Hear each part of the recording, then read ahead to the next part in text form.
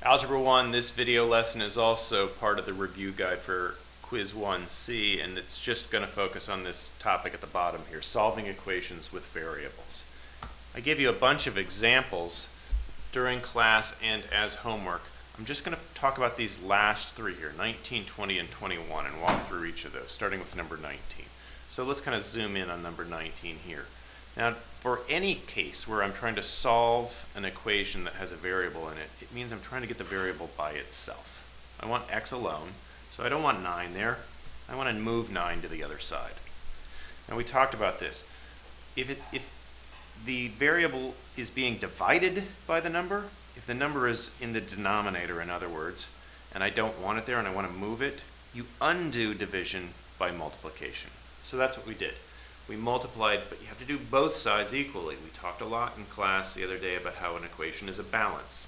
To keep it in balance, you got to treat both sides the same. I talked about the idea of the grocery bags that both have an orange in them and taking the orange out. And when we did that, taking it out of both, they were still in balance. Well, similarly, if we multiplied both grocery bags by 9, and now have 9 grocery bags on both sides, it'll still stay in balance. So I'm allowed to do this. I'm allowed to multiply both sides by 9. When I do that, the ones on the left, the 9s on the left, cancel, notice. And so I'm just left with what I want. I said I wanted to get x by itself, and I have it. X equals. So x equals 3 times 9. In other words, x equals 27. For question 20 here now, zooming in. Similar story, but in this case, what I want, the m by itself, is in the denominator. It needs to be up on top. I can't tell you what m is if m is in the denominator. So I've got to find a way to get m on top. Well, just like back here in question 19, where I moved the 9 over to the other side by multiplying, and it ended up on top of the division line, I'm going to move m over to the other side, and I'm going to do it by multiplying both sides by m. Now, these m's on the left are going to cancel, just like before, and what I have is an m on the right. That's what I want, right? Let's simplify this and make it a little cleaner. Now that those m's are gone, what I have left here is 52 equals 4 times m. Or here, 52 equals 4 times m. Same thing. Now I want to get rid of the 4. I just want m by itself. So I divide both sides by 4. On the right, the 4's cancel, and I'm left with m equals 52 divided by 4. 52 divided by 4 is 13, so m is 13. And that's my answer. You can always plug this back in if you want to.